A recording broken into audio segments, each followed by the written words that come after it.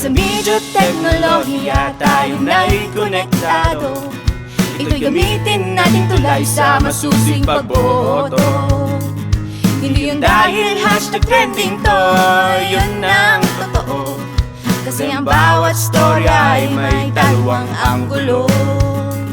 Ayan na nga, election na naman nagsimula. Pangungulit, pangangampanya, panapapogi sa bayan, panay pasikat sa masa, puro mukha niya nasa kanto, nasa Facebook, nasa media. Tanong ko lang, kaibigan, makikisakabaw di na naman mangialam. Sigurado ka na ba sa bagong mong lider? Bro, ini-mini-mini mo na lang pagbabasa. Dahil sa media teknolohiya tayo na'y konektado. Ito'y gamitin natin tulay sa masusing pagboto. Hindi yun dahil hashtag trending to, yun ang totoo. Kasi ang bawat storya ay may dalawang anggulo. Maging mabusisi tayo sa ating niluluklok, upang ang sistema ng gobyerno ay hindi mabulok. Yan na nga kaibigan, election na naman, mga sikat uli iyong tinitignan sa Twitter, Facebook at Instagram. Dito sila'y iyong pinakikinggan. Subukan mo kaibigan, kilalanin lahat, hindi lang dahil sa mayamang kurap. Isipin mong mabuti ang iyong karapatan, ito'y karapatang bumoto ng tapat. Dahil sa media teknolohiya tayo na'y konektado. Ito'y gamitin natin tulay sa masusing pagboto.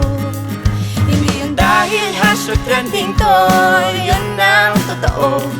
Kasi ang bawat storya ay may dalawang anggulo. Maaaring kilatisin natin mga nangangampanya, nararapat pa siyang maupo sa pwesto. Tutulong ba siya? Tutulong ba siya? Tutulong ba siya? O manghilin lang ng tao ang gagawin niya? Dahil sa media teknolohiya tayo na'y konektado. Ito'y gamitin natin tulay sa masusing pagboto. Hindi yun dahil hashtag trending to, yun ang totoo. Kasi ang bawat storya ay may dalawang anggulo.